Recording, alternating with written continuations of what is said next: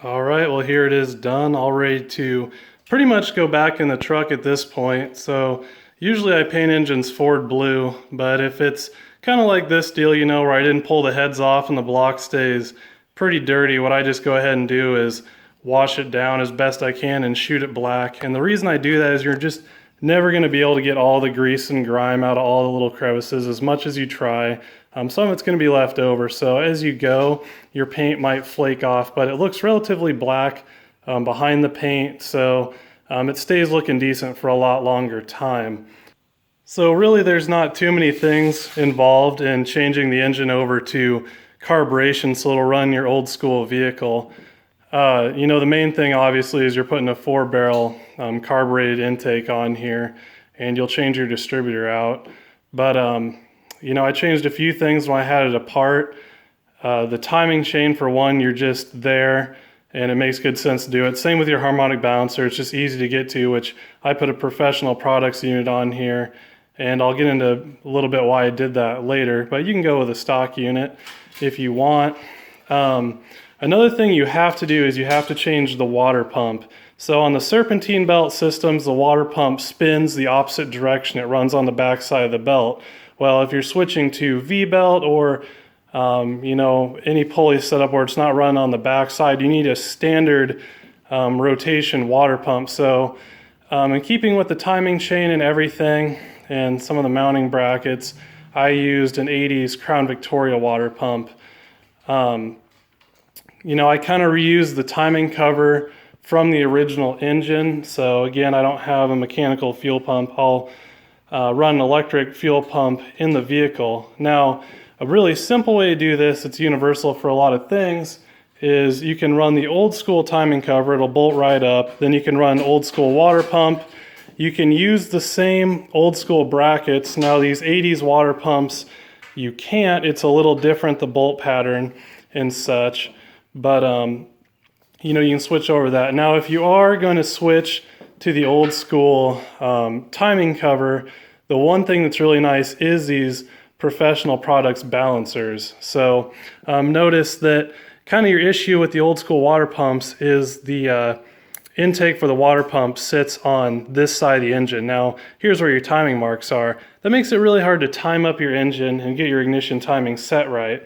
Now what's nice about these professional products units is again, you want to get the one that's for your crankshaft balance. So this is the 50-ounce balancer, but they come with both bolt patterns here. You see the 4-bolt pattern, which that's the pulley I'm going to end up running, and this old school kind of 3-bolt pattern that's got a lot of holes through it. But if we see over there the little 289, you know, it uses the 3-bolt pattern just like that pulley. So again, in effect, you can run your old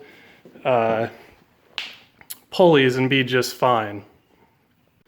So anyway, overall, the easiest way to go about this is to, again, use a professional products harmonic balancer, use the old school timing cover, and then you can use an old school water pump and use all your old mounting brackets, and then just buy the appropriate shims for either your crank or your water pump pulley to line them up. Now luckily mine lined up perfect, which is just never happens, but I'm pretty glad about that. Another thing with doing this swap over is I'm going to retain my dipstick location back here because my pan will clear in the F100, but a lot of old school vehicles run kind of a front sump pan. And again, what's nice about running that modern timing cover, which this timing cover actually has a provision for it, is you can drill down right here and then you have your dipstick location just like your old school engines. But overall, that's kind of the front of the engine, pretty easy. There's multiple ways you can do it. If I didn't explain it super well, go ahead and message me. I've done it numerous ways, and it's really not all too difficult. The other thing that I went ahead and did is I plugged my smog ports in my cylinder heads. Now this particular 94 engine, they're already plugged in the front, but in the back they're not plugged. So I went ahead and bought normal plugs here like you see here, and they cost a little bit extra, but what I usually do is thread a bolt on in here, and then I can screw these right on in, and then they'll seat and you can screw the bolt on out, and it just works pretty nice. If you don't plan on using these holes ever, what you could do is just go up to your hardware store and buy 5/8 coarse thread bolts, and they'll go right in there and seal that up just fine. Before you do that, again, you're always going to want to run a tap through it. You can see just all the crap that come out of it. Remember, you have exhaust fumes passing through there. So just to be thorough here, since I actually have an old school reference engine, again, this is an old 289.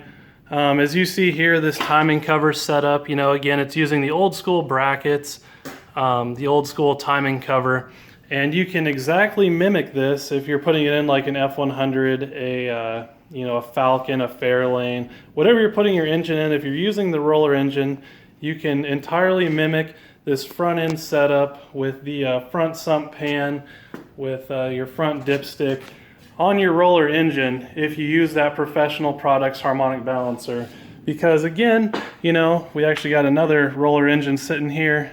Your timing marks are normally located here, so the harmonic balancer that's stock will have those associated marks, but the Professional Products unit will also have timing marks for the old school timing cover, so that you'll have your timing marks associated with your harmonic balancer correctly also on this setup. So overall, again, there's numerous ways to do it, I guess. If you're putting in an old school car, again, this is probably the easiest way to do it, and then just shim your pulleys to whatever way you want. Again, you can run whatever pulley design you want. This actual harmonic balancer, it's about 8 years old, but it's also a Professional Products unit, and I just slapped a shim in there and it lined up just fine, and I ran this for years. So either way, there's numerous ways you can do it. It's pretty easy either way. Also, if you're running a manual transmission, again, you want to install a pilot bearing. So this was an automatic transmission engine. You know, it's just got a big gaping hole in the back of the crankshaft. I don't know if we can get down here and see it. So you want to run a nice pilot bearing so the input shaft of your transmission has somewhere to guide onto. So important thing to note there for sure. So getting onto the back of the engine here, that's one of the main differences is the flywheel on these roller engines is generally smaller, has a different tooth count. So your old school bell housing, you may have issues with that. Now in the F100 here, we're running the T5 transmission, and then I actually have an old school bell housing. But how a lot of people end up doing it is they'll run the old 80s 5.0 standard Mustang flywheel. They'll use the T5's bell housing and the T5 and they'll be fine. But the issues that causes is you can't use a lot of the original clutch linkage. So there's a lot of kits and stuff for Mustangs, but for the old F100 and like my 65 Galaxy, it's really nice to retain that old clutch linkage, which I'll show that in a bit on the F100 here, how I've kind of went about doing that.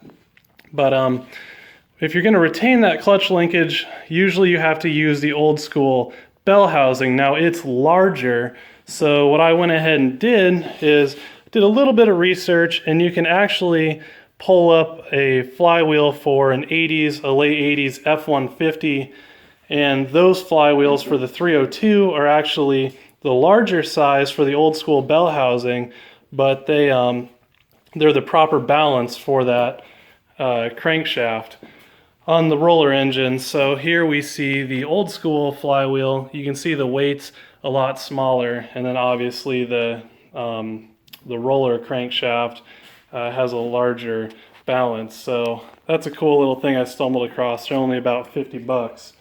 So another thing where with myself, I'm using the old clutch linkage from the F100, and walking over here to show that, grab our light here. So we're using the old Z-bar setup where on the old school engines, like the 289 that come out of that over there, and we'll just walk over here, a lot easier to explain. It's got this pivot that's threaded into the side of the block. Well, on the roller engine, it does not have that pivot threaded into the side of the block. So what you end up having to do is find a way to relocate that pivot. Now again, I've made brackets in the past, which I showed in my previous video, but I came across this little piece here, and I'll post the link to the part in the description below, but it actually mounts on the back of your bell housing, and then you can put that little pivot, hook it on, it'll locate it right in the right place, and then you can use your original Z-bar from your vehicle. So I found this works really good for obscure vehicles like the F100, the 65 Galaxy. It just really helps to line things up a little bit better. Again, one other thing, when you're using the old school flywheel and the associated bell housing, you know, to make everything easier, the T5 does not have that same bolt pattern. So there's adapter plates you can buy. Now me and my dad just machined this one at our mill back at the farm, but you know, then you can hook up with everything like that. But again, there's a million different ways to do this. This is how I did it. I have better access to tools than most, quite possibly. So this was the easiest for me. I like running the old school clutch linkage just because, you know, after all these years, it still works. It's not going to fail. There's obviously kits, you know, you can hook up your cable style, your hydraulic style from your modern T5 bell housings and flywheels and be just fine. So it's really preferential. It's however much you want to get into. There's a million different ways you can do it, but really those are the things that are involved with getting the engine all swapped over and ready to put in your old school vehicle. One more final little bit of info here that not too many people know of or take care to pay attention to is always on most intake manifolds, one of your carb hold down studs actually goes into an intake runner. So what that can do is cause a minor vacuum leak, you know, kind of make it hard to tune. So as you see here, I just got all my studs wrapped with just a little bit of thread tape, and that'll help to seal it off. I'm going to try and run this old school factory 4-barrel intake off of a Mustang. I got this with a whole bunch of parts I got back when I was doing some rot staying work, so I figured, free intake again. I've been trying to do this as budget as possible, hence why I've kind of retained some of the 80s timing cover type stuff. But anyway, you know, I didn't show it much of this on camera, and that's because if you go onto my channel, I have quite a few engine build videos, and I actually have several build walkthroughs, including a performance walkthrough and a budget rebuild walkthrough. So if you kind of want to see how I got to this point, just pop over there. I pretty much did the same type of stuff. So anyway, moving on, we'll get this shoehorned into the old F100 and keep right on rolling. Now one more thing here before we go ahead and shoehorn this thing in. I know this is getting tedious at this point, but I want to make sure that I convey all the pertinent information about this swap and not leave anything out. As you see, it can get pretty detailed, but really it's not all too complicated. So another thing you want to consider is your motor plate. And the 5.0 engines, like if you were to pull it out of a Mustang, would have a different motor plate than what I'm trying to do here with this larger flywheel. So the larger flywheel, like the old school flywheel, you know, your starter and your Bindex teeth on your starter is just a little bit different. So your location here of your starter is slightly different, and you need to have the proper motor plate to accommodate. So like on this setup, you know, it's a modern engine, but I could even go, and since I have a relay on my fender, I could get like a starter for, you know, say a 65 Mustang or a 65 Galaxy or whatever, and it would go right in this engine just fine with this motor plate. So very briefly here, I want to touch on just a little bit deeper into the flywheel stuff, and then move on into the clutch stuff a little bit and kind of explain some of that with the swap that I'm doing.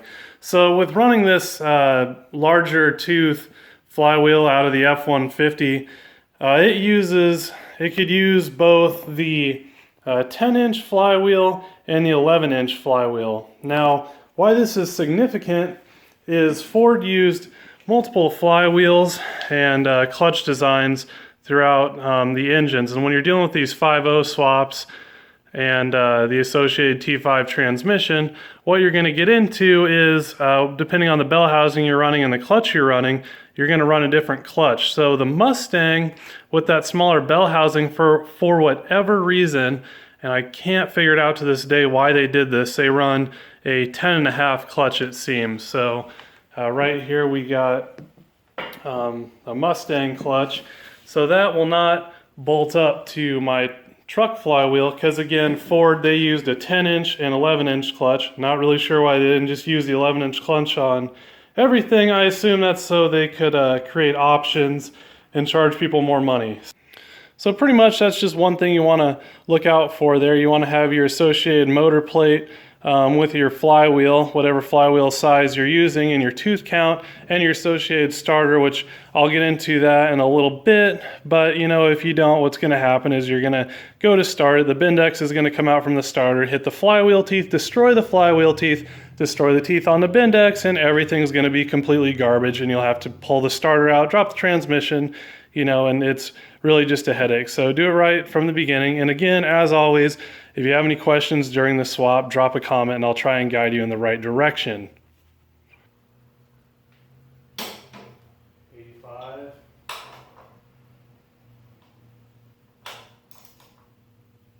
All right, I got my motor plate, my flywheel torqued down and bolted on, and my clutch and pressure plate hooked on.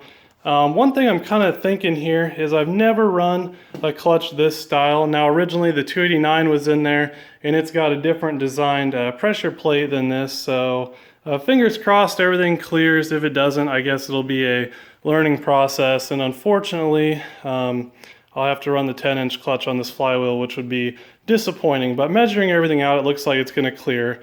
You know, I've just never tried it before, so we're going to find out together, I guess. But overall, the engine's ready to drop in the F100 at this point. The other thing that's interesting is these old school pressure plates.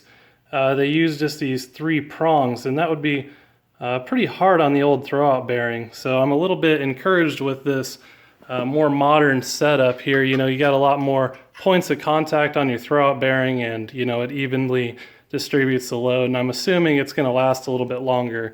My old one wasn't completely toast, but again, this is one of those things that when you're there, you know, you might as well do it. So I could have ran that old throwout bearing and that 10-inch clutch and pressure plate just fine, but I thought, you know, we're here.